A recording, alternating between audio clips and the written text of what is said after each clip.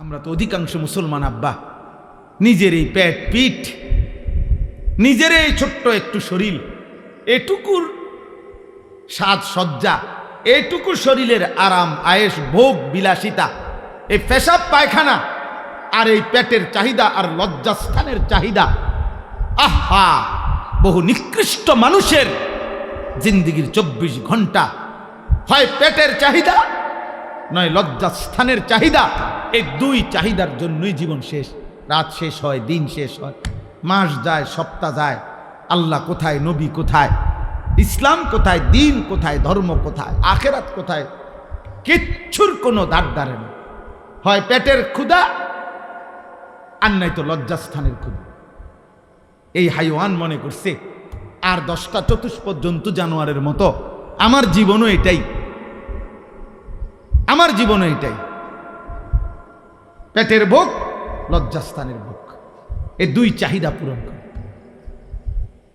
দিনভর হয়তো খায় নয়তো মোবাইল টেপে, খাইলে পেট ভরে আর মোবাইল দেখলে লজ্জা, নারীর চাহিদা, লজ্জাস্থানের চাহিদার জন্য অশ্লীল ছবি, উলঙ্গ দৃশ্য, জিনা ব্যভিচারের দৃশ্য এই দেখে। মানে হাইওয়ান শুধু এই দুই জিনিসের পিছনেই জিন্দেগি শেষ, আর জীবনের কোনো উদ্দেশ্য নাই, আসা যাওয়া নেই।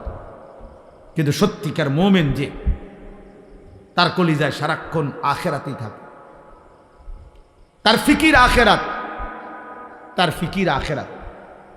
হাদিসের মধ্যে আছে, সাহাবায়ে কেরাম বলতেন নবীজিকে দেখলেই মনে হইতো সারাক্ষণ কি যেন ভাবতেছে, নবীজির চেহারা মুবারকের দিকে তাকাইলেই মনে হতো মুতাওয়াসিল আল আহজান দাইমাল ফিক্র, সারাক্ষণ তিনি চিন্তাই করছেন, ফিকিরই করছেন, কিভাবে আমার একটা একটা উম্মতকে জাহান্নাম থেকে বাঁচানো, আর কেমনে বললে, আর কি বললে, আর কিভাবে বললে, আর কতভাবে বললে, আর কি কি উদ্যোগ নিলে আমার উম্মত জাহান্নাম থেকে বাঁচবে, নামাজ পড়বে, আল্লাহ চিনবে। এই ফিকিরই সারাক্ষণ নবীজি সাল্লাল্লাহু আলাইহি সাল্লাম করতেন, এই ফিকিরই করতেন।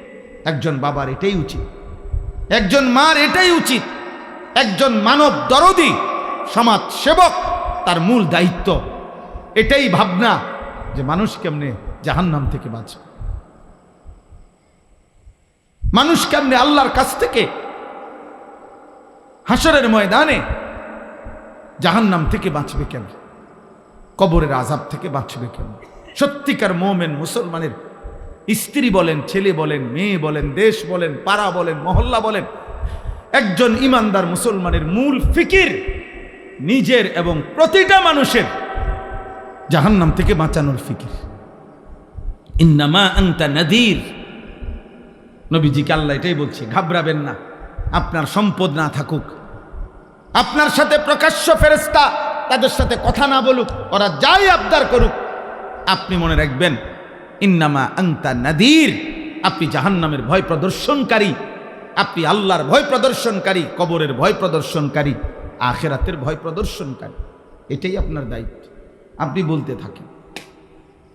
আমি এখানে আজকেও আইসা মনে হইল কত বছর হয়, 2006 সাল বা 5 সালে, 2006 সাল হবে খুব সম্ভব, আমি প্রথম আপনাদের এই আলগি গ্রামে আসছি বিল্লালদের বাড়ির মাহফিলে। তাইলে আজকে 2026 সাল, বরাবর 20 বছর, বরাবর 20 বছর।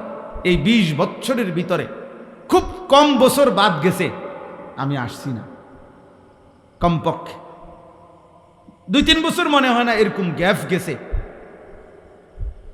মনে হয় না, টানা এ কোনো না কোনো পারপাসে, এখানে হোক আর ওই পাড়া হোক আর এই পাড়া হোক, ছেলেরা করুক আর বুড়ারা করুক, হুজুররা করুক আর জওয়ানরা করুক, কোনো না কোনো মাহফিলে আসা যাওয়া ছিল। তাহলে 20 বছর পরেও আজও ওই একই বক্তব্য, একই কথা, যে হুজুর মাদকের বেড়ে গেছে, জুয়া বেড়ে গেছে, অশ্লীলতা বেড়ে গেছে, নেশা বেড়ে গেছে।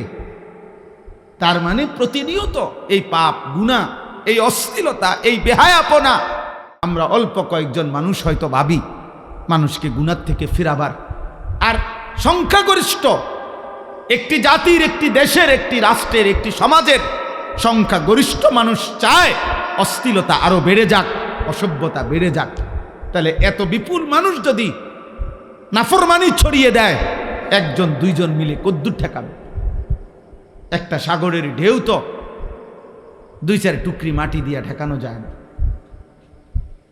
একটা নদীর ঢেউ তো আব্বা 2-4 টুকরি মাটি দিয়া বাদ দেওয়া যায় না,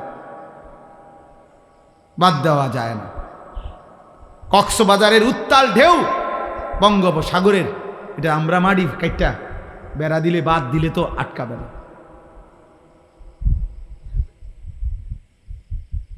এই জন্য আমি ছেলেদেরকে বলছি, এখন ওই রুমের মধ্যে বসে বলছি যে আব্বা, তোমার সমাজ, তোমাদের গ্রাম, তোমরাই ভাবতে হবে। আমি আরেক জায়গার থেকে আসছি, আরেক জায়গার থেকে এসে আবার চলে যাব, কিন্তু যার যার সমাজ, যার যার বাবা মা, যার যার সমাজের অভিভাবক, ওনাদেরই দায়িত্ব ওনাদের সমাজের সন্তানদেরকে আল্লাহর দিকে ফিরানো। আলগা হুজুর দিয়া বলাই যাবে 1 ঘন্টা, আধা ঘন্টা, 2 ঘন্টা, কিন্তু পরিবর্তনের জন্য আপনাদের সম্মিলিত উদ্যোগ এবং 2 জন ছেলে, 1 জন ছেলেও যদি থাকো, ছেলেরা তোমাদের মধ্যে কেউ, যে সমাজ মানুষের চুরি, জিনা, মদ, জুয়া, নারী, বেহায়াপনা, অশ্লীলতা দেখে যদি কারো কলিজার মধ্যে ভাবনা আসে, আহা আমার সমাজ কি করছে, তাইলে তোমারই দায়িত্ব, তুমি উদ্যোগ নাও, নাই তো পরিবর্তন আসবে না, পরিবর্তন আসবে না। মোবাইলে ছবি দিলেন, ফেসবুকে ছবি দিলেন, আমরা মাহফিল করেছি, হুজুর আসছেন, শ্রোতা আসছে, শ্রোতা গেছে, কারো 10টা ছবি, কারো 20টা ছবি মোবাইলে দিয়া দিছে, এরপরে নতুন ছবি আইসা পিছনের গুলারে ফেলে দিছে। এইগুলার কোনো কিচ্ছু আসে যায় না, কিচ্ছু আসে যায় না। এই জন্য আমি সবার কাছে বলি, আপনারা যারা আছেন, ছেলেরা তোমরা যারা আছো, সবার বিবেক একসাথে নড়ে না। কিছু মানুষের বিবেক মরে যায়, কিছু নাফরমান আল্লাহর নাফরমানি করতে করতে কলিজা বন্ধ হয়ে যায়। খোদার কসম, এটা কোরআনে আল্লাহ বলছে, পাপ করতে করতে, নামাজ না পড়তে পড়তে, আল্লাহকে সেজদা না দিতে দিতে, অশ্লীলতার, নাফরমানি, বেহায়াপনা, অসভ্যতার, নোংরামি করতে করতে, খোদার কসম আল্লাহ বলেন, অসংখ্য নাফরমানকে এক পর্যায়ে আমি তার অন্তর মোহর মেরে দেই, কান মোহর মেরে দেই, চোখে চূড়ান্ত পর্দা ফেলে দেই, আর কোনোদিন হেদায়েত দেই না। একদিন আমার ফেরেশতা দিয়া, লাথি দিয়া জাহান্নামেই ফেলে দেই।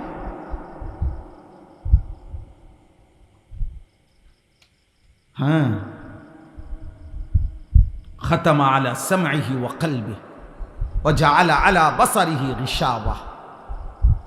গুনাহের জন্য লম্বা করতে নাই, পাপকে দীর্ঘ করতে নাই। পাপের দীর্ঘ হইলে, গুনাহ লাগাতার হইলে সবচেয়ে বড় মুসিবত হইল, আর কোনোদিন যদি আল্লাহ ফিরার সুযোগ আল্লাহ না দেয়, তো পৃথিবীর সমস্ত পীর বুজুর্গ যদি বাইকটাও কাউরে খাবায়, আর হইতো না। আব্দুল কাদের জিলানীর আব্বাও যদি কবরের থেকে আসে, মালিক যদি বলে তোরে আমি হেদায়েত দেব না, তো কায়নাতের সমস্ত পীর বুজুর্গ একসাথে তসবিহ পড়েও আপনারা আর হেদায়েত দিতে পারবে না। আল্লাহ যাকে হেদায়েত দিবে না বলে ফেলে, তাকে আর কায়নাতের কেউ দিতে পারে না। যদি পারত, তাহলে রাসূলুল্লাহ সাল্লাল্লাহু আলাইহি সাল্লাম আবু তালেবকে ঈমান দিতে পারতেন, পারতেন কিনা? নবীজি সাল্লাল্লাহু আলাইহি ওয়াসাল্লামের চাইতে প্রিয় আল্লাহর মাখলুকের মধ্যে, আল্লাহর সৃষ্টির মধ্যে, আল্লাহর নিকটে এর চাইতে মাহবুব আর কেউ হইতে পারে? কথা বলে না। আর কেউ হয়েছে? আগামীতে হবে কেউ? তাহলে সেই তিনি চোখের পানি ফেলে কাঁদতেছে, চোখের পানি ফেলে কাঁদতেছেন। আল্লাহ তাআলা বলছে, না বন্ধু, কাঁদবেন ঠিক আছে, কিন্তু আপনার চাচা আবু তালেবকে আমি ঈমান দেব না। মৃত্যুর মুহূর্ত পর্যন্ত নবীজি চেষ্টা করছে, চাচা কালেমা বলেন, কালেমা বলেন, কালেমা বলেন। কুল লা ইলাহা ইল্লাল্লাহ কালিমাতান আশহাদু লাকা বিহা ইনদাল্লাহ। ওই যে মোবাইল ধরে রাখছে, এই এই বেটা ফালতু মানুষ, সেটা নামান, শোনেন নাই আপনি মোবাইল ধরতে নিষেধ করছি? তো আপনারা কেউ সাথে বললেন না কেন ওনাকে? নিজের জন্য ভাবেন, নিজের জন্য, নিজের কলিজায় আল্লাহকে নেন, হৃদয়ে আল্লাহকে নেন। আমরা সবাই ব্যস্ত হয়ে গেছি অন্যরে হেদায়েত করার জন্য, সবাই আমরা ব্যস্ত হয়ে গেছি অন্যরে মোবাইল দিয়া দেখানোর জন্য। মনে হয় যেন আমি তো হুজুর আল্লাহর রহমতে আমনগো দোয়ায় জুনায়েদ বাগদাদি হয়েই গেছি, এখন আমি চেষ্টা করতে আছি অন্য মানুষেরে আব্দুল কাদের জিলানী বানাইতে। আমাদের ভাবটা এমন হয়ে গেছে, আমরা বেশি আত্মবোলা, আপন ভোলা, আপন বলা। আমি এখনো এই ছেলেদেরকে বলছি যে আব্বা তোমরা বলো, এশার নামাজ যখন চলতেছে, আমি যখন গেছি মসজিদে, আমার ডানে বামে আমি যে কয়জনরে দেখছি আমি ডাইকা মসজিদে পাঠাইছি। আমি তো তোমরা আয়োজক, তোমরা তোমাদের এই ছেলেগুলোরে ডাকছিলেন এশার নামাজের জন্য, মাগরিবের নামাজের জন্য ডাকছিলেন, ফজরের নামাজের জন্য ডাকছিলেন কোনোদিন? তাহলে কেউ যদি কাউকে আল্লাহর দিকে না ডাকে, একজন বক্তা বুঝি কুমিল্লার থেকে আইসা, ঢাকা চিটাং থেকে আইসা বুঝি সবাই রে জুনায়েদ বাগদাদি বানায় ফেলবে? এটা কি তাবিজ? এটা কি ফু? হ্যাঁ, যে আমি আপনার ঘরে ফু দিয়ে দিলাম, আপনারা এখন একটা ফু দেব, আপনারা দেখবেন সাথে সাথে আপনারা সবাই হয়ে গেছেন বাইজিদ বুস্তামিয়াত জুনায়েদ বাগদাদি। এটা এমন? এটা কি ম্যাজিক? এটা সার্কাস? এখানে আমাদের মেহনত চাই, আমাদের সম্মিলিত উদ্যোগ চাই, আমাদের সকলের আন্তরিক প্রচেষ্টা লাগবে ভাইয়া। আলহামদুলিল্লাহ, এটা এখন সুখের খবর, সফলতা, সুখবর এটা যে সারা বাংলাদেশে এখন পিচ্ছি পিচ্ছি ছেলেরা, সারা বাংলাদেশে আলহামদুলিল্লাহ, এটা বৃষ্টি আসার আগে ঠান্ডা বাতাস বয়, এটা নিয়ম। বৃষ্টির আগের বাতাস সবাই টের পায়, বুঝে। বৃষ্টির আগের বাতাসটাই ভিন্ন রকম হয়, বাতাসটা এত ঠান্ডা যে বাতাস এটা গায়ে লাগলেই মানুষ বুঝে বৃষ্টি আসতেছে। ঠিক তেমনি ভাবে সারা বাংলাদেশে তো আমরা আলহামদুলিল্লাহ দৌড়াই। আমরা দেখি এখন ক্লাস 6-এ পড়ে, 7-এ পড়ে, 8-এ পড়ে, এমন ছোট ছোট বাচ্চারাও আল্লাহর কোরআনের মাহফিল, দ্বীনি মাহফিল, এরকম নওজোয়ানরা, ছোট ছোট কিশোর বাচ্চারা মাহফিলের আয়োজন, দ্বীনি মজমার আয়োজন করতেছে। ইনশাআল্লাহ এটা বোঝা যায় যে ঠান্ডা বাতাস বইতেছে, আগামী দিনে ইসলামের পতাকা পৃথিবীময় উড়বে ইনশাআল্লাহ। দেখি সমাজ উল্লেখযোগ্য পরিবর্তন হবে। আমি বললাম একদিন পৃথিবীতে ইসলামের যখন চূড়ান্ত বিজয় ছিল, তখন দুষ্ট চরিত্রের মানুষকে মানুষ অবজ্ঞার দৃষ্টিতে দেখত। আজ যখন গুনার মাত্রা বেড়ে গেছে, তখন আপনাদের চোখে হুজুর আর মোল্লা এখন আপনাদের কাছে দুর্বল মনে হয়। কিন্তু একদিন ইনশাআল্লাহ মালিক যখন চাইবে অবস্থার পরিবর্তন হবে, তখন আমি বললাম প্রত্যেক সমাজে, মনে রাখো ছেলেরা, তোমরা যারা চরিত্রহীন, বেনামাজি, মদখোর, নেশাখোর, গাঁজাখোর, ফুট্টাখোর, বাবাখোর, ইয়াবাখোর, সুদখোর, হারামখোর, কিস্তিখোর, লোকে তোদেরকে দেখলে থুতু মারবে, থুতু মারবে, থুতু মারবে। মনে রাখি, লোকে তোদেরকে দেখলে থু দিবে, থুতু মারবে ইনশাআল্লাহ। মনে রাখিস আব্বা, আমি বললাম, বলবে ওই দেখ হারামখোর, বলবে ওই দেখ সুদখোর, বলবে ওই দেখ ফুট্টাখোর, বাবাখোর, দেখ। এইভাবে ইশারা দিয়ে দেখাবে। ইনশাআল্লাহ পরিবর্তন স্পষ্ট বুঝাই যাচ্ছে, স্পষ্ট বুঝো। এখানেও এসে এরা দেখ একসাথে হয়েছে যারা, সব ছোট ছোট ছেলে, মাশাআল্লাহ, ছোট ছোট ছেলে ফিকির করছে, মাহফিলের আয়োজন করছে। এটা পরিবর্তনের সম্ভাবনা, একদিনেই সব বদলে যাবে। তাহলে নবী সাল্লাল্লাহু আলাইহি সাল্লামের মতো শ্রেষ্ঠতম নবীও 23 বছর মেহনত করতে হতো না। বুঝেন নাই কথাটা? এই জন্য আমি সমস্ত ছেলেদেরকে, তোমাদেরকে বলতেছি, বাবা অচিরেই দেখবা তোমরা। আমি বললাম অতিলকাল আইয়ামু নুদাভিলুহা বাইনান নাস, কোরআন শরীফে আছে, আল্লাহ বলছেন আমি মানুষের অবস্থা দিন বদলাই, আমি আল্লাহ সময় বদলাই, সময় বদলাই। কোরআন শরীফে আছে সূরা হুদের মধ্যে আল্লাহ বলেন আমি কখনো বান্দাকে কষ্ট আর মুসিবতের পরে সুখ এনে দেই। আবার আল্লাহই বলছে আমি কখনো বান্দাকে সুখ আর আনন্দ আর ফুর্তির পরে দুঃখ এনে দিই, দুঃখ এনে দিই। হ্যাঁ হ্যাঁ, আমি আল্লাহ এনে দেই, অবস্থার পরিবর্তন করি।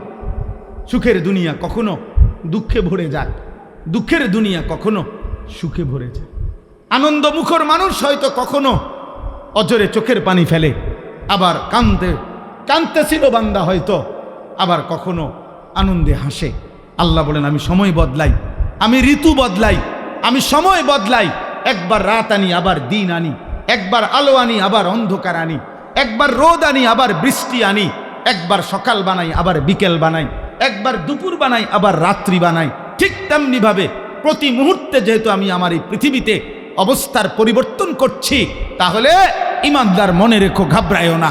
ইমানের বিজয়, কালেমার বিজয়, ইসলামের বিজয়, আল্লাহর দ্বীনের সম্মান, ওলামা, দ্বীনওয়ালা, কোরআনওয়ালা, সেজদাওয়ালাদের সম্মানের দিনও খুব কাছায় গেছে ইনশাআল্লাহ। তোমরা গুনাহ ছাড়ো, অসভ্যতার সীমা ছাড়ায় যাচ্ছ তোমরা। 24 ঘন্টায় যাদের এক ওয়াক্ত নামাজ পড়তে মন চায় না, নাফরমান সন্তান, মনে রাখিস সীমা ছাড়ায় যাচ্ছ। 24 ঘন্টা যারা নারী ছাড়া, ছবি ছাড়া, মোবাইলের উলঙ্গ দৃশ্য ছাড়া যাদের রাত কাটে না, দিন কাটে না, নাফরমান, মনে রাখিস সীমা ছাড়ায় গেছ। এটা বাড়াবাড়ি, বাড়াবাড়ি, এটা বাড়াবাড়ি। দিবানিশি যারা মদের আড্ডায়, নেশার আড্ডায়, মনে রাখিস নাফরমান, সীমা ছাড়ায় গেছ। ঠিক হবে না এটা। যে মালিক রোদ আনে সে মালিক বৃষ্টিও আনে, যে মালিক হাসায় সে মালিক কাঁদায়, সুখ যে মালিক দেয় দুঃখ সেই মালিকই দেয়, জীবন যে মালিক দেয় মৃত্যু সেই মালিকই দেয়, সুস্থতা যিনি দেয় অসুস্থতা তিনিই দেয়, হায়াত যিনি দেয় মৌত তিনিই দেয়। না ভিন্ন কেউ? কথা বলেন না, ভিন্ন কেউ না, একই আল্লাহ। ওয়া আন্নাহু হুয়া আদহাকা ওয়া আবকা। আল্লাহ বলেন আল্লাহই হাসান, আল্লাহই কাঁদান। আদহাকা মানে আল্লাহ হাসান, আবকা মানে আল্লাহ কাঁদান। ওয়া আন্নাহু হুয়া আমাতা ওয়া আহইয়া। আল্লাহ বলেন আল্লাহই মৃত্যু দেন, আল্লাহই জীবন দেন, আল্লাহই জীবন দেন, আল্লাহই রাত আনেন, আল্লাহই দিন আনেন, আল্লাহই আনেন। প্রতি সেকেন্ড আল্লাহই বদলান, প্রতি মুহূর্ত সময়ের প্রত্যেকটা সেকেন্ড বদলায় কে? কথা বলেন না, কে বদলায়? রাত, এই যে এখন রাত, কে আনলেন? আগামীকালকের ভোর আনবে একমাত্র কে? তিনি যদি রাত ধরে রাখে কারো ক্ষমতা নাই, আলো আনবে। তিনি যদি আলো ধরে রাখে কারো ক্ষমতা নাই, অন্ধকার আনবে। বলো ভাই, আফসুসের বিষয়, আফসুসের বিষয় আব্বা। এশার নামাজের টাইম হইছে, এই সময়ও যে ছেলেগুলো এখানে দাঁড়াইয়া ছিল, এমন অসভ্য বেয়াদব কেমনে হইল আব্বা? মুসলমানের ঘরে এত বড় বেয়াদব সন্তান কেমনে হইল? বাবার অপমান তুমি, মায়ের অপমান। নামাজ চলতেছিল, এখন ওয়াজ শুনতে আসছো। কি ওয়াজ শুনবো আব্বা? ওয়াজ মানে তো ফুটবল খেলা না, ওয়াজ মানে তো নাটক আর সিনেমা না, ওয়াজ মানে তো আখেরাতের কথা, ওয়াজ মানে তো নামাজের কথা, ওয়াজ মানে তো কবরের কথা, ওয়াজ মানে তো নসিহত, ওয়াজ মানে তো গুনাহ ছাড়ার কথা, ওয়াজ মানে তো তাকওয়ার কথা, আল্লাহকে ভয় করার কথা। আল্লাহ আমাদেরকে বুঝ দান করে, আল্লাহ আমাদেরকে ফিকির দান করে। তোমরা একটা একটা ছেলের কাছে আমানত, কেউ একজনই বুঝো, কিন্তু এটা মনে রেখো, গুনাহ ইজ্জত দেয় না। নারী, ছবি, মদ, জুয়া, জিনা, ব্যভিচার ঈমান থেকে বিচ্ছিন্ন করে দেয়। আমি হাদিস বলি, আল্লাহ নবী সাল্লাল্লাহু আলাইহি ওয়াসাল্লাম বলেন, যে ব্যক্তি জিনা করে, নারীর সাথে কোনো হারাম কাজ করে, খোদার কসম এই এক পাপ। আর হলো অশারিবাল খামরা, যে নেশা করে, মদ খায়, গাঁজা খায়, বাবা খায়, ফুট্টা খায়, ফেন্সিডিল খায়, ইয়াবা খায়, এমন নিকৃষ্ট নাফরমান, খোদার কসম আল্লাহর নবী বলছে বেবিচারী আর নেশাখোর এই দুই নাফরমানের কলজাত থেকে ওই পাপ অবস্থায় আল্লাহ তাআলা ঈমান খুলে রাখা দেয়। এই কোরআন ধরে বললাম, এই কোরআন হাতে ধরে বললাম, আল্লাহ তার কলিজা হৃদয় থেকে ঈমান বের করে ফেলে। আল্লাহ বলে নেশাখোর ঈমানটা দিয়ে যা, যা আমার ঈমান আমি রেখে দিলাম, এবার বেঈমান যা তুই যা। আল্লাহ বলে চরিত্রহীন লম্পট নারীর সাথে গুনাহ করবি, ঠিক আছে যা, আমার ঈমান আমারে দিয়া যা, আমি ঈমান রেখে দিলাম, কালিমা রেখে দিলাম, এবার যা। কি সাংঘাতিক কথা!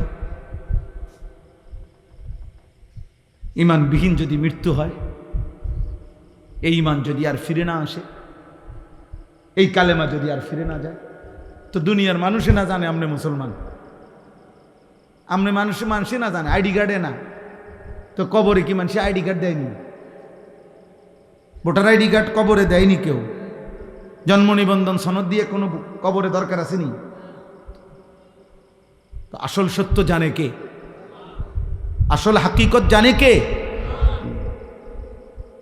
আল্লাহ। এজন্য কোরআনুল কারীমে আল্লাহ বলছে, বান্দা কোরবানি তো করছো সবাই, কিন্তু আসমানে পৌঁছে কোনটা সেটা তো আমি আল্লাহ তাআলা বলে দিয়েছি। ওয়ালাকিন ইয়ানালুহুত তাকওয়া মিনকুম, তাকওয়া গুনাহমুক্ত জীবন। কোরবানির প্রত্যেকটা শুরু থেকে শেষ পর্যন্ত গুনাহমুক্ত জিন্দেগি যার, গুনাহমুক্ত তাকওয়া, আসমানে পৌঁছবে কেবল তা, বাকিগুলো জমিনের কোরবানি জমিনেই থাকবে। কোরবানি তো করছিল হাবিলও, কোরবানি তো করছে কাবিলও। পৃথিবীর আশ্চর্য গুরুত্বপূর্ণ কথা হলো, সর্বপ্রথম এই পৃথিবীতে দুইটা কোরবানি হয়েছে মাত্র। প্রথম দিন হাবিল আর কাবিল, কোরবানি হয়েছে মাত্র দুইটা। প্রথম দিন, সর্বপ্রথম, সেই প্রথম দিনের দুইটা কোরবানির মধ্যেই আল্লাহ বলছে কোরআনে, ফাতুকুব্বিলা মিন আহাদিহিমা ওয়া লাম ইউতাকাব্বাল মিনাল আখার। একটা কোরবানি কবুল হলো, একটা কোরবানি কবুল হলো না। তাহলে মাত্র কোরবানি হয়েছে দুইটা, ওইখানেই আল্লাহ একটা বাদ করে দিছে। সেই প্রথম দিনে একটা ফেলে দিছে, আল্লাহ বলছে কবুল হয় নাই একটা। তো সেখানেই আল্লাহ বলে দিছে, ইন্নামা ইয়াতাকাব্বালুল্লাহু মিনাল মুত্তাকিন। শোনো বান্দা, কিয়ামত পর্যন্ত কেউ কোরবানি কবুল হবে তার তাকওয়া থাকবে। যা কোরবানি কবুল হবে কার বলেন? বলেন না সবাই, বলেন কার? তাকওয়া থাকবে। তাকওয়া মানে গুনাহমুক্ত জীবন। তাকওয়া মানে কি বলেন? গুনাহমুক্ত জীবন। গুনাহমুক্ত জীবন, গুনাহমুক্ত। কি কি গুনাহমুক্ত? এক নাম্বার, সম্পদ গুনাহমুক্ত। এজন্য সুদখোরের টাকায় কোরবানি হয় না, ঘুষখোরের টাকায় কোরবানি হয় না, কিস্তিখোরের টাকায় কোরবানি হয় না, প্রতিদিন বাজারে ব্যবসা করে যে ওজনে কম দেয় এই হারামখোরের টাকায় কোরবানি হয় না, মানুষকে নিয়মিত যে ঠকায়, প্রতিনিয়ত প্রতারণা করে, অবৈধ উপার্জন করে, হারাম রোজগার করে, এই হারামখোরের এই টাকায় কোরবানি আদায় হয়। গোস্ত সিদ্ধ হয়, গোস্ত কি হয়? সিদ্ধ হয়। রুটি দিয়ে খাওয়ান যায়, এটার সমস্যা নাই। রুটি দিয়ে তো ঝোলও খাওয়া যায়, গরুর গোস্ত খাওয়ান যায়, মুরগির গোস্ত খাওয়া যায়, রুটি দিয়ে খাইতে অসুবিধা নেই, হেটার লেগে আটকাইতো না। চুলা জিড়েই দেন, পাত্তর চুলা দিলেও সিদ্ধ হয়ে যাবে। বোঝেন না কথা? পাত্তর দিলেও এটা কি হয়ে যাবে? নরম হয়ে যাবে। পাত্তর নরম হয় না আগুনের মধ্যে? নয় চুন বানায় কি দিয়া? পাত্তর দিয়ে তো বানায়। আমি নিজ চোখে দেখছি, সুনামগঞ্জ ছাতক চুনের ফ্যাক্টরি, এরম বড় বড় পাথর, এগুলোই ভাঙ্গা ভাঙ্গা, এগুলোই কি হয়? চুন বানায়। পাথর এই আগুনের মধ্যে গলে গলে নরম হয়, এগুলোর মধ্যে মেডিসিন কেমিক্যাল দেয়, তো এরপরে চুন হয়। এই জন্য মূলত যে চুন খায় সে পাথরে খায়। হ্যাঁ হ্যাঁ, আমার সত্য কথা এটা, আপনি জিজ্ঞাসা করেন নাই। তাইলে সিদ্ধ হবে, রুটি দিয়া খাওয়া যাবে আব্বা, কিন্তু গুনাহমুক্ত না হলে আসমানে যাবে না। ইন্নামা ইয়াতাকাব্বালুল্লাহু মিনাল মুত্তাকিন, নিশ্চয়ই আল্লাহ কোরবানি কবুল করবে তার তাকওয়া থাকবে যার।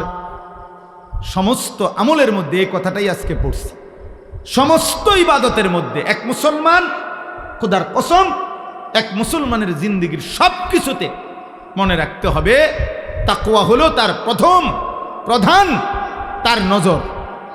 আমি মুসলমান, আমার ওযু, গোসল, নামাজ, রোজা, হজ, যাকাত, ঈদ, কুরবানি, জিকির, তেলাওয়াত, দান, সাদাকা, আমার ঘর, আমার সংসার, আমার বউ, আমার ছেলে মেয়ে, আমার বাজার, আমার ব্যবসা, আমার প্রবাস জীবন, আমার দেশের জীবন, আমার চাকরি, আমার রাজনীতি, আমার সংসার, যা করছি মুসলমান যদি পরিচয় থাকে তাকে খেয়াল রাখতে হবে গুনাহ যেন না হয়, গুনাহ যেন না হয়, গুনাহ যেন না হয়, গুনাহ যেন না।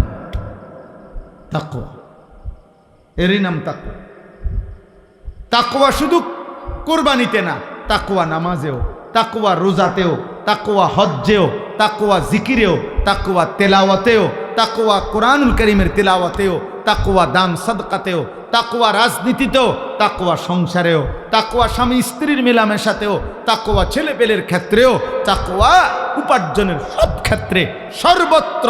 যুবক বলো, কিশোর বলো, নারী বলো, পুরুষ বলো, আমি হুজুর, আপনারা পাবলিক বলেন আর হুজুর বলেন, অলি বলেন আর মুরিদ বলেন, যাই বলেন, মুসলমান মাত্রই জরুরি তাকওয়া, তাকওয়া, তাকওয়া। গুনাহমুক্ত থাকা। আমিও আপনিও, আমিও কি আপনি, হুজুরও পাবলিকও, বক্তাও শ্রোতাও, ছোট বড় সবাই গুনাহমুক্ত থাকা। প্রিয় ভাই আমার, মুসলমানের সন্তান, তোমাদেরকে অনুরোধ করছি, গুনায় ভরা এই জিন্দেগি কোনো জীবন না, এটা কোনো জীবন না রে আব্বা। নারী, ছবি, মদ, জুয়া, চুরি, ডাকাতি, জিনা, ব্যভিচার, গান, বাদ্য, অশ্লীলতা, সুদ, ঘুষ, কিস্তি, হারাম রোজগার, এটা কোনো মুসলমানের জীবন না। এই জীবন হাইওয়ানের জীবন, এই জীবন পশুর জীবন, এই জীবন চতুষ্পদ জন্তুর জীবন। হ্যাঁ, রাগ করলো এটাই কথা, অভিমান করলো এটাই কথা, এটাই সত্য। আল্লাহ কোরআনুল কারীমের মধ্যে বলছে, যে মানুষের অন্তর আমি আল্লাহকে নিয়ে ভাবে না, যে মানুষের কান আমি আল্লাহর কথা শুনে না, যে মানুষের চোখ আমার আয়াত দেখে না, খোদার কসম আল্লাহ বলছে উলাইকা কাল আনআম, এই মানুষগুলো জানোয়ারের মতো। কিসের মতো বলেন না? আল্লাহ কোরআনে বলছে। আপনি কার সাথে রাগ করবেন? আজকে আমি হাদিস পড়ছি বিকালবেলা বাসায়, আশ্চর্য কথা শোনেন। একটা ছোট্ট বিষয়, আপনি এটারে আপনার কাছে মনে হবে একটা ছোট্ট বিষয়। নামাজি ব্যক্তির সামনে যে সূত্রা দেয়, এটা বুঝেননি আপনারা? মানে নামাজি ব্যক্তির সামনে দিয়ে যাতে কেউ না যায়, কথা বুঝছেন কিনা? এই সামনে একটা ছোট কাঠি কিছু একটা দেয় না মানুষ, এই সূত্রা, এই যে এটাকে কয় সূত্রা কয় আরবিতে। মানে নামাজি ব্যক্তির সামনে কমপক্ষে সেজদার জায়গাটুকু পার করে একটা কিছু থাকা, যাতে করে এই নামাজির এই সামনে কোনো মুসলমান যাতে কি না যায়। তো নবীজি বলছেন, যদি কোনো ব্যক্তি জানতো যে নামাজি ব্যক্তির সামনে দিয়ে অতিক্রম করা কি পরিমাণ গুনাহ, যদি এটা বুঝতো, তাইলে প্রয়োজনে 40 বছর টানা দাঁড়ায় থাকত। এক হাদিস। আরেক হাদিসে আবু হুরায়রার হাদিস হলো যে নবীজি বলছেন, তাহলে সে প্রয়োজনে মিআতু আমিন, 100 বছর হইল দাঁড়াইয়া থাকতো, তবু অতিক্রম করত না। এটা হলো একটা কথা। হাদিসের দ্বিতীয় অংশ আরো মারাত্মক। এই সামান্য এই বিষয়টা যে নামাজি ব্যক্তির সামনে দিয়ে যেন অতিক্রম না করে, নবীজি বলেন, তোমাদের নামাজের সামনে যদি কেউ অতিক্রম করতে চায়, তোমরা তাকে হাত দিয়ে প্রয়োজনে বাধা দাও। যদি বাধা না মানে, তাহলে তুমি তোমার শক্তি প্রয়োগ করো, মানে হাত জোর করে ধরে রাখো, যেন কোনোভাবে তোমার হাত ধাক্কাইয়া সে যাইতে না পারে। নবীজি বলেন এরপরে শব্দ, ফাইন্নামা হুয়া শাইতানুন, শাইতানুন। খোদার কসম নবী বলে, এর সামনে দিয়ে যে লোকটা চলে যাইতেছে নিশ্চয়ই সে শয়তান। কারে বলছে? এই মানুষ এটারে বলছে,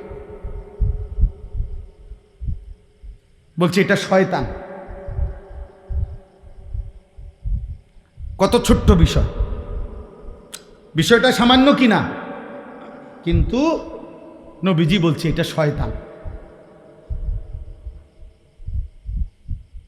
নামাজি ব্যক্তির সামনে দিয়ে গেল কেন? তাইলে যে রাসূল সাল্লাল্লাহু আলাইহি সাল্লাম নামাজি ব্যক্তির সামনে অতিক্রমকারী ব্যক্তিটাকে আর কোনো পাপ নাই, শুধু বেড়ান দিয়ে গেছে। আর এই কথা বোঝেন না? হ্যাঁ, কি চুরি করছে এনে, এরে নবীজি বলছে এটা শয়তান। এখন বাকি নাফরমান যারা নাফরমানি করছে তাদের পরিচয় কি?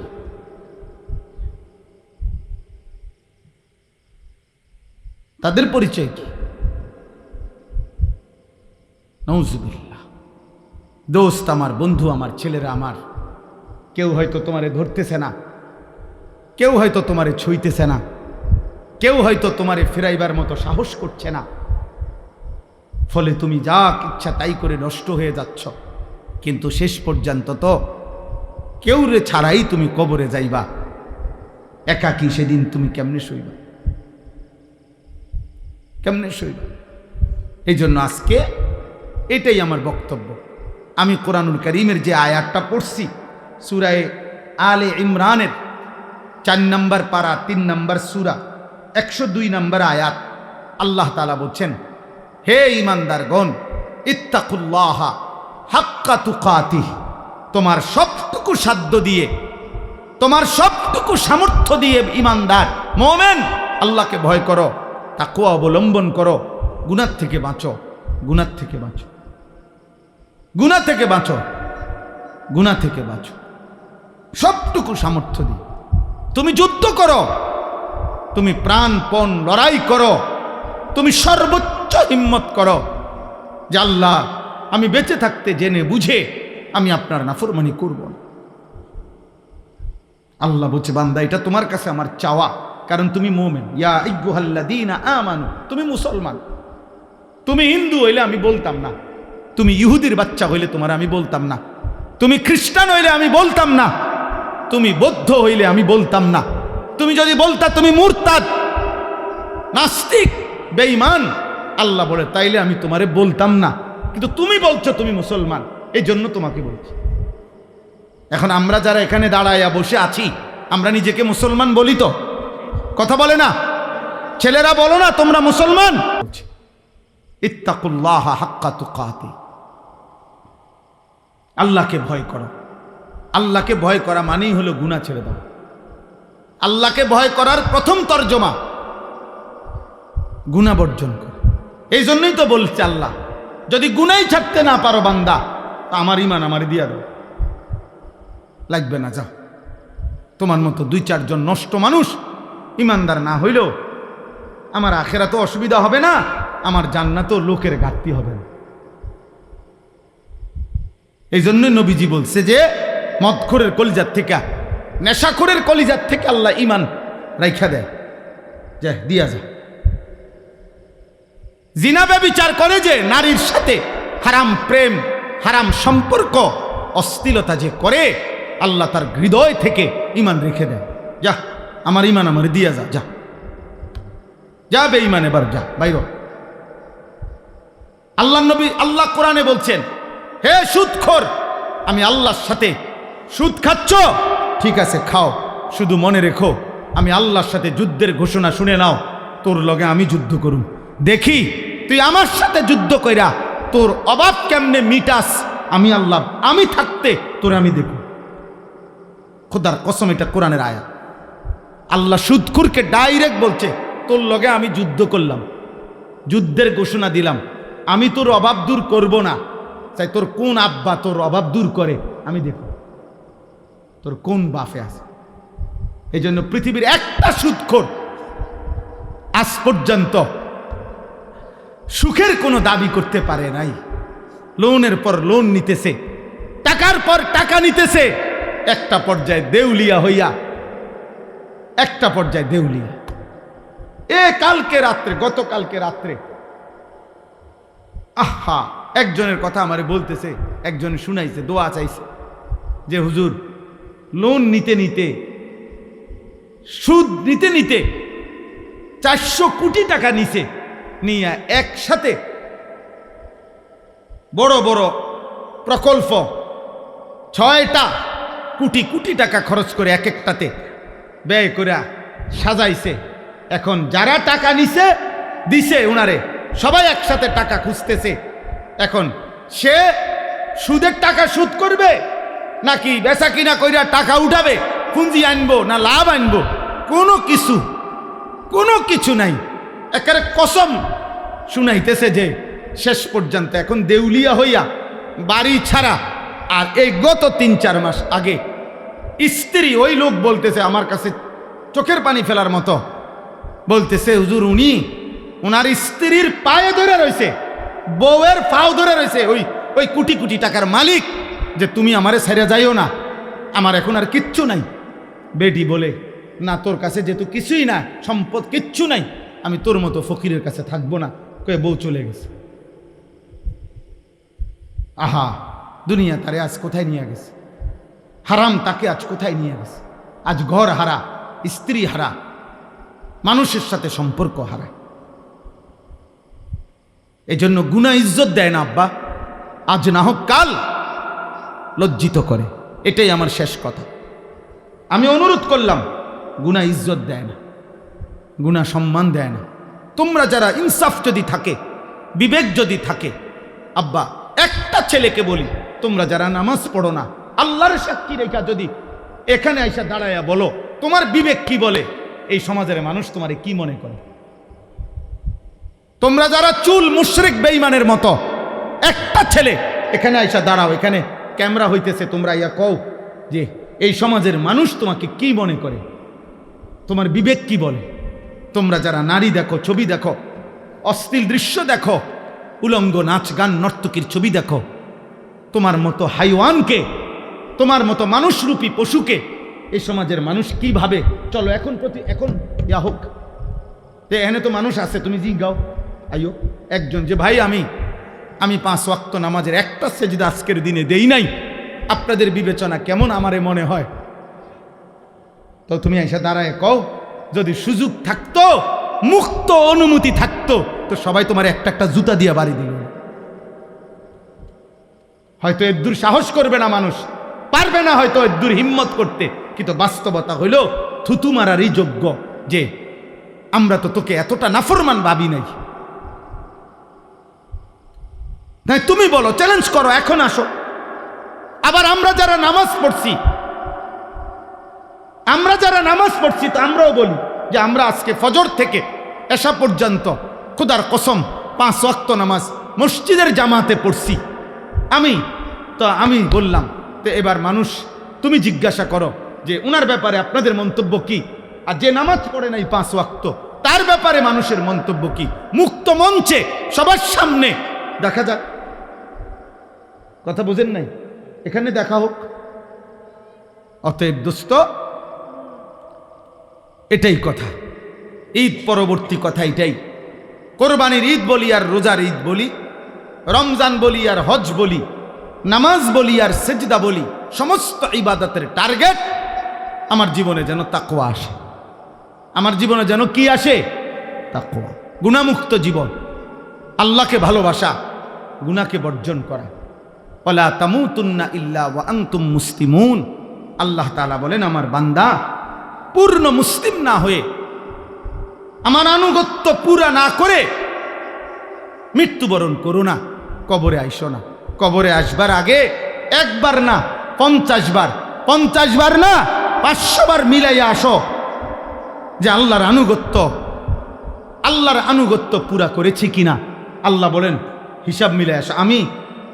আমরা অনেকেরে আছে পুরুষ মানুষ, আমাদের মহিলারা বাজারের লিস্টি দেয়, দেখবেন মাসিক বাজারের মুদি মালের পেঁয়াজ 10 কেজি, রসুন 3 কেজি এমনি লেখা দেয় না? তাহলে আমাদের নিয়ম কি? আমরা যে কোনো পুরুষ, আমরা যারা বাজার করি এরকম লিস্টি চাইয়া, তো আমরা বাজারে থাকতে বারবারই একটু পর পর আমি যেটা করি যে আমার এই লিস্টি দিলে আমি মাল কিনি, এদিক দিয়ে দাগ দেই, দিয়া আবার দেখি কোনোটা বাদ আছে কিনা, সোতা এটার লগে মিলাইয়া তারপরে খরচ শেষ করি। যেই দোকানদারে মালটা দেয়, যেই মুদি দোকানদার যার কাছে আমরা লেখাইছি সোতা লেখায়, মানে এটার মধ্যে ওইও যখন এই বস্তার মধ্যে বইরা মালটা দেয়, সবটি মাইপা সারলে ওই এটার লগে মিলাই কিনা বলে, এমনি এমনি কোনা দিয়ে দেয়, দাগ দেয় না, দাগ দিয়ে দিয়া হয়ে বস্তার মধ্যে মালটা বুঝাই দিয়া, এই যে মাল 13টা, এখানে দিছি 13টা, হুজুর এত দাম নেন। তাহলে আল্লাহ তাআলা বলেন ওয়ালা তামুতুন্না ইল্লা ওয়া আনতুম মুসলিমুন, আমার বান্দা, আমার আনুগত্য, আমার ইবাদত, আমার হুকুম দুনিয়ায় থাকতে মরার আগে মিলাইয়া আইসো, মিলাইয়া ডাক দিয়ে দিয়ে মিলাইয়া আইসো, মিলাইয়া কবরে আইসো, নাই তো 1 সেকেন্ডে কবরে টিকতে পারতাম। এই জন্য যে আমি সব সময় বলি, চাচা মিয়া গপ মারে সাদুয়ানে বইয়া আল্লাহর রহমতে 3 ফুট বিদেশ পাঠাইয়া জিগুন বিয়া দিয়া লাইছি গদ্দুয়ার কইরা মাশাআল্লাহ। এখন আল্লাহর রহমতে আপনার দোয়ায় আর কোনো টেনশন নাই, ওনার মূল্যও কোনো দুঃখ নাই। না, আপনি মরেন আল্লাহর রহমতে, আপনি খুব দ্রুত সময় মরিয়া যান চাচা, আপনি মরিয়া না দেখবেন দুঃখ কাকে বলে। হ্যাঁ, কবর বুঝি বিদেশের হিসাবে, কথা বলে না, কবর বুঝি বিল্ডিংয়ের হিসাবে। তো এটি কি কইলেন আপনি? এগুলো কি শুনাইলেন মানুষের? আখেরাতের কথা কি কি দিয়ে বুঝাইলেন? বিল্ডিং দিয়া। নাউজুবিল্লাহ। আল্লাহ আমাদেরকে হেফাজত করেন, আল্লাহ আমাদের সবাইকে কবুল করেন। তাহলে বলতেছিলাম যে আল্লাহর কথা যদি মনোযোগ ও ওমরের কথা বলতেছিলাম, তো বোন এবং বোন জামাইকেও এবার আচ্ছা তরে মারছে। কেন? কালেমা গ্রহণ করল। তাহলে অপরাধের উপরে অপরাধ, পাপের উপরে আরো পাপ। একে তো তরবারি হাতে রওনা দিয়েছে, নবী সাল্লাল্লাহু আলাইহি সাল্লামকে হত্যা করবে, এটা যে কল্পনা করছে, এটাও তো কত বড় পাপ, কত বড় গুনাহ। আবার এই কালেমা গ্রহণ করার অপরাধে বোন আর বোন জামাইকে আচ্ছা তরে রক্তাক্ত করে ফেলছে। কিন্তু ওমর একটা কাজ করে ফেলছে, অল্প একটু কাজ। সেটা হলো যখন রাগ থামছে, মারতে মারতে বল ফিরে গেছে, তখন ওমর রাদিয়াল্লাহু তাআলা আনহু ওনার বোনকে, বোন জামাইকে বলছে একটা কথা, যে তোমরা কি পড়তেছিলা সে শোনাও। আমি যখন ঢুকতেছি তখন শুনতেছিলাম তোমরা কি যেন পড়তেছিলা, এগুলা কি পড়তেছিলা ওটা কও। এ আরশ আজিমের মালিক আল্লাহ তাআলা বলে, বান্দা ওমর, এটুকু আগ্রহ দেখাইছ আমার কোরআন শুনবার জন্য, যা হেদায়েত দিয়ে দিলাম। এরপরেই আল্লাহর কোরআন শুনছে এবং কিছুক্ষণের মধ্যেই নবীজির কাছে গিয়ে এই কোরআন শুনে কালেমা পড়ে মুসলমান হয়ে গেছে। তাহলে একটু আগ্রহ দেখাইছে, ফাঁকি দিয়া এতক্ষণ তো যা করছে সব উল্টা পাল্টাই করতেছিল, কিন্তু এখানে এসে একটু আগ্রহ দেখাইছে যে কি পড়তেছিলি তোরা সেটা শোনা। আল্লাহ তাআলার এটুকুই ভাল লাগছে। তো আল্লাহ তাআলা এইটুকু আগ্রহের বিনিময়ে এত বড় গুনাহ করতে রওনা দিছে, হত্যা করবে নবীকে, নাউজুবিল্লাহ। এত বড় পাপের সংকল্প করে যে রওনা দিছে, এবং এখনো বোন আর বোন জামাইকে এভাবে মারছে, অন্যায় করছে, কিন্তু ওই যে বললাম একটু আগ্রহ দেখাইছে, আল্লাহর কথা শুনতে চাইছে, আল্লাহ তাআলা এর বরকতেই হেদায়েত দিয়ে দিছে। সূরা তাহা কোরআনের একটা সূরা আছে, ওই সূরার কিছু অংশ তেলাওয়াত করছে। ওমর রাদিয়াল্লাহু তাআলা আনহু বলছে, থামো, আর লাগবে না, যা বুঝার আমি বুঝেছি, চলো মুহাম্মদের কাছেই যাই। তো বোন আর বোন জামাই বলছে, কেন যাইবা?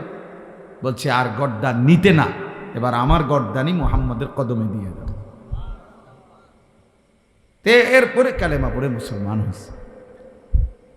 কোরআনুল কারীমের মধ্যে সূরা হুদের মধ্যে আছে, মক্কার কাফেররা নবীজিকে বলতো, মুহাম্মদ তুমি যে আমাদেরকে কালেমার দাওয়াত দিচ্ছ, আমরা মেনে নিতাম যদি তোমার কাছে বিপুল পরিমাণ অর্থ ভাণ্ডার থাকতো,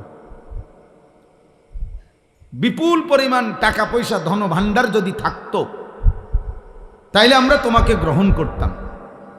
কারণ তখন তো একটা লাভের সম্ভাবনা আছিল যে তোমার দলভুক্ত হইলে অনেক কিছু টাকা পয়সা খাদ্য খাবার বরাদ্দ পাওয়া যাবে। মানুষ নেতার ফিসে ঘুরে উপাস থাকার জন্য, ঠিক না? নেতার পিছনে ঘুরে কেন? উপাস থাকার জন্য, খাওয়া চুরি। যত রকমের ডাইন বাম 9-6 পাওয়া যায় এই সমস্ত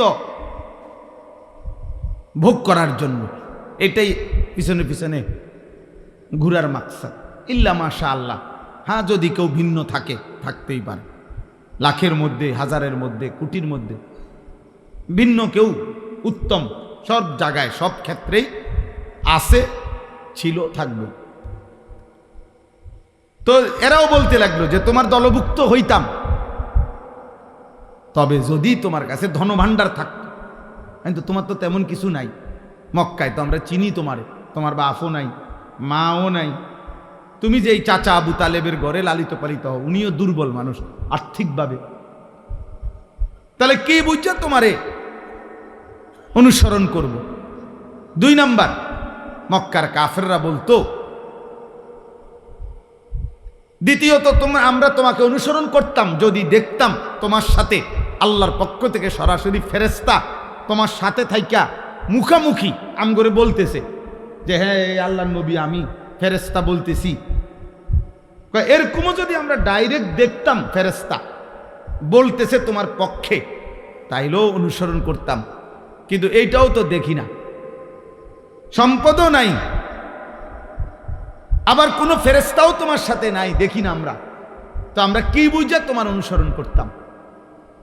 কোরআনুল কারীমের মধ্যে আছে, আল্লাহ তাআলা নবীকে বলছে, বন্ধু এমন কথার পরেও আপনি সামান্যতম ঘাবড়াবেন না, আপনি অস্থির হইয়েন না, বরং আপনি মনে রাখবেন শুধু ইন্নামা আনতা মুনদির, আপনি হচ্ছেন আল্লাহর দিকে ভয় প্রদর্শনকারী।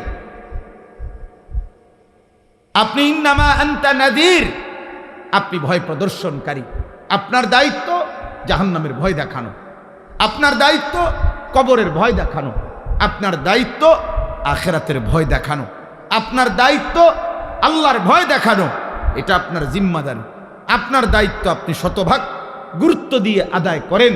এবার পরিবর্তন হইল কয়জন, হইল না কয়জন, বদলাইল কয়জন, বদলাইল না কয়জন, এর কোনোটা আপনার জিম্মাদারি না, সেটা আমি আল্লাহর ফয়সালা, ওইটা আমি দেখব, ওইটা আমি দেখব। তাইলে আল্লাহ তাআলাই এই নিজাম বলে দিচ্ছেন যে নিয়ম হলো এটাই, আল্লাহর কথা বলতে থাকা, আমার দায়িত্ব বলতে থাকা। পরিবর্তন হবে কে, হবে না, বদলাবে কয়জন, বদলাবে না কয়জন, খোদার কসম বাবা, এটা আল্লাহর ফয়সালা। এই জন্যই যে তোমরা যারা নামাজ পড়ো না, তোমরা যারা গুনার মধ্যে লিপ্ত আছো, ছেলেরা, তোমাদের কারো পরিবর্তনই আমার হাতে না, আব্দুল কাদের জিলানীর হাতেও না,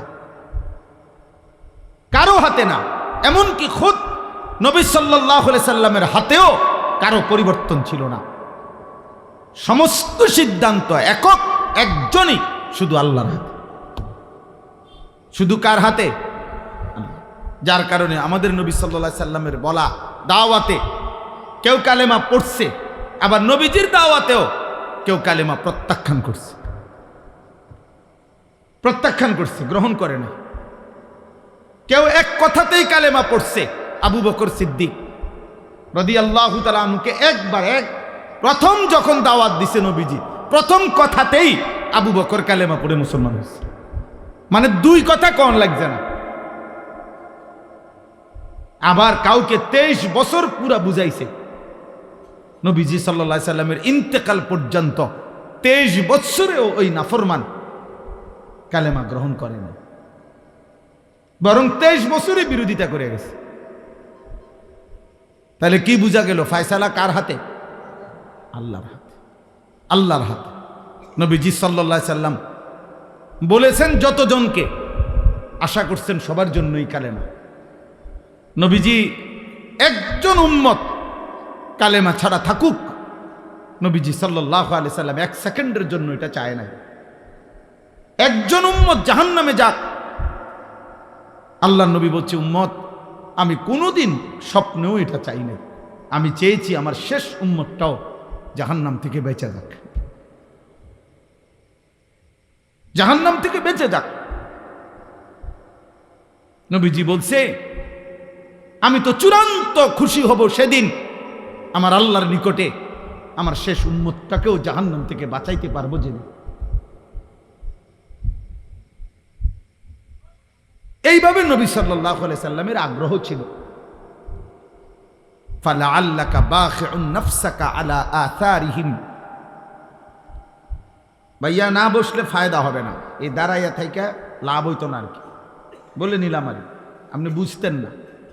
দাঁড়াইয়া ওয়াজ কলিজায় ঢোকে না, তামসা সাউন্ড যায় শুধু আর যাইবার সময় চটফুটি খাইয়া যাবেন গাড়ি।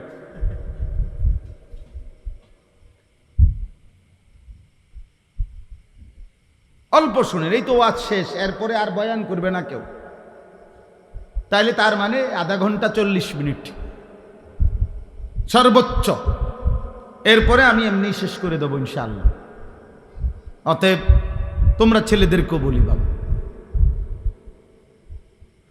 তাহলে আমার কথা এটা, নবীজিকে আল্লাহ বলছে বন্ধু ফালাআল্লাকা বাখিউন নাফসাক, মানুষগুলো ঈমান আনতেছে না, পরিবর্তন হচ্ছে না, গুনাহ ছাড়তেছে না, আল্লাহর নাফরমানি ছাড়তেছে না, এই অস্থিরতা পেরেশানিতে আপনি কি মরে যাবেন নাকি? মানে নবীজির অস্থিরতা এত বেশি ছিল যে খুদ আল্লাহ তাআলা নবীজিকে সান্ত্বনা দিছে, বন্ধু আহার একটু থামেন, একটু বিশ্রাম করেন, আপনি তো দেখতেছি মরে না যাবে। বলতে বলতে কানতে কানতে উম্মতের জন্য নবীজির কান্না আল্লাহ থামাইছে, নবীজির পেরেশানি আল্লাহ থামাইছে, নবীজির অস্থিরতা মহান আল্লাহ তাআলা থামাইছে। কোরআনে আছে আল্লাহ তাআলা বলছে ফাইন্নাল্লাহা ইউযিল্লু মান ইয়াশা ওয়া ইয়াহদি মান ইয়াশা ফালা তাযহাব নাফসুকা আলাইহিম হাসারাত। দোস্ত এদিক সেদিক তাকায়েন না, শ্রোতা আসলে আরো ছেলেরা আসবে, কেউ বসবে, প্রত্যেকের যদি আপনি চোখে তাকায়া দেখতে হয় বুঝতেন না। এখানে আসুক হাতি আসুক নলে মানুষ আসুক, বুঝেন না কথাটা? যেই আসুক উনি ওর মতো আসুক, মানুষ হোক আর হাতি হোক, এটা দেখার কিছু নেই। মনোযোগ চাই, আমি তো এটাই বুঝাইতে চাইতেছি। মনোযোগ জরুরি, আগ্রহ জরুরি, আল্লাহর কথার প্রতি আগ্রহ জরুরি। সাহাবায়ে কেরাম বলেন আমরা যখন নবীজির কথা শুনতাম মনে হইতো যেন আমরা গাছের ডাল, এরকম মজবুত মোটা ডাল, যে ডাল নড়ে না এক সেকেন্ডও, এরকম গাছের ডালের মতো স্থির হয়ে থাকতাম। মনে হইতো যেন আমাদের মাথার উপরে আইসা পাখি বসছে, পাখি একবার নড়েও না, কারণ আমরা তো মাথা নাড়াইতাম না, কাঁধ নাড়াইতাম না, এমন স্থির থাকতাম।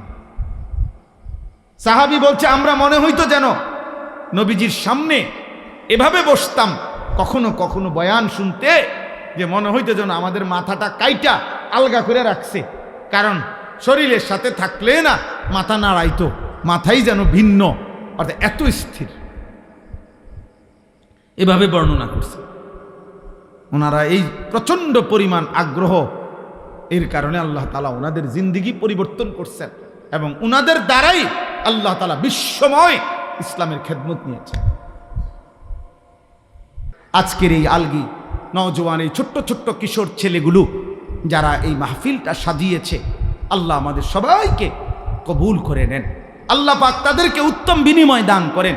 ছেলেরা মদের আড্ডা, জুয়ার আড্ডা, নারীর আড্ডা, জিনার আড্ডা, ব্যভিচারের আড্ডা ছেড়ে দাও। আব্বা জীবনটা সুন্দর করো, জীবনটা সুন্দর করো। আল্লাহ আমাদের সবাইকে কবুল করে নেন।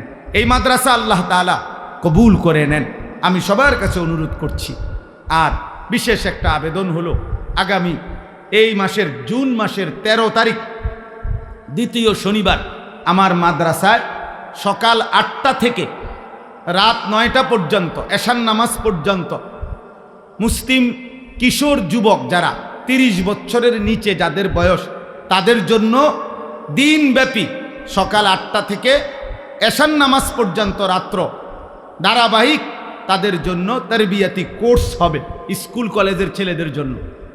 অর্থাৎ সকাল 8টা থেকে জোহরের নামাজের পূর্ব পর্যন্ত অজু, নামাজ, সূরা, কেরাত, দোয়া, কালাম এগুলো শেখানো হবে, রুকু, সেজদা। দুপুর 2:30টা থেকে এশা পর্যন্ত ধারাবাহিক বয়ান হবে। আমরাও ইনশাআল্লাহ হায়াতে বাঁচলে আমরাও ছেলেদের চরিত্র গঠনমূলক বয়ান করব। আমার শায়েখ আল্লামা মুফতি মুশতাকুন নবী কাসিমি হুজুর বয়ান করবেন এবং মাগরিবের পরে আমাদের পরম শ্রদ্ধেয় আল্লামা মুফতি আরিফ বিন হাবিব তিনি বয়ান করবেন। এজন্য এখানে ছেলেপেলে যারা আছেন, যাদের সুযোগ হয়, আগামী 13ই জুন রোজ শনিবার সকাল 8টা থেকে রাত এশা পর্যন্ত 30 বছরের নিচে যাদের বয়স, এমন মাদ্রাসা ছাত্র না, স্কুল, কলেজ, ইউনিভার্সিটি অথবা পড়ালেখা করে না, এমনি ঘুরে গাড়ে দিন রাত বইয়ে মোবাইল টিপে আকামলা, এরম আকামলা গেলেও সমস্যা নাই। বুঝেন নাই কথাটা? যে এরকমে হোক, ও মানুষ হইলেই হয়েছে, তুই যাও, অসুবিধা নাই, দিন শিখবা, আল্লাহ চিনবা, আখেরাতের কথা শুনবা। আমি দাওয়াত দিলাম, শুধু যাওয়া আসার গাড়ি ভাড়া আপনাদের, আর ওইখানে যাওয়ার পরে নাস্তা, দুপুরের খানা, রাত্রের খানা সব আমাদের দায়িত্বে। আল্লাহর দয়ায় ইনশাআল্লাহ আল্লাহর বান্দারা অনেক আগেও অনেক ভাইরা দেয়, এই আয়োজনগুলো করলে অনেকেই সহযোগিতা করে, অনেক ভাই। তো ইনশাআল্লাহ এরকম অন্যকে কেউ সহযোগিতা করবে আল্লাহর দয়ায়, আমরা মেহমানদারি করাবো ইনশাআল্লাহ। কমপক্ষে 1000 বাচ্চা, 1000 কিশোর যুবক একসাথে আয়োজন, আমাদের ফিকির, আশা, বেশি হোক কম হোক কোনো অসুবিধা নাই। এখানেও অংশগ্রহণ করার মতো লোক আছে ওই মজমায়। সুযোগ থাকলে, কারো মন চাইলে যে হুজুর এত ছেলে দিন শিখবে, আল্লাহর কথা শুনবে, আপনাদেরও মন চাইলে আপনারা শরীক হইতে পারবেন। আমাদের মাদ্রাসা 115.5 শতক জায়গা কিনছি আমরা, 115.5 শতক জায়গা, প্রায় 2,67 লাখ টাকা জায়গার দাম। আলহামদুলিল্লাহ আমাদের আশা মুসলিম শিশু, কিশোর, যুবক, নওজোয়ান, স্কুল কলেজের ওদের জন্য আমরা একটা পৃথক মাদ্রাসা চালু করতে চাচ্ছি, যেখানে সারা বছর মুসলমানের সন্তান দিন শিখবে, জেনারেল লাইনে, যে যেটুকু সময় অতটুকু, যার সময় যতক্ষণ দিন শিখবে ততক্ষণ, যে আসবে যখন দিন শিখবে তখন। এরকম আশা নিয়ে আমরা ওইখানে একটা পৃথক মাদ্রাসা চালু করতে চাচ্ছি। আমাদের স্বাভাবিক মাদ্রাসা যেটা আছে ওইটাও আলহামদুলিল্লাহ ভালো চলতেছে।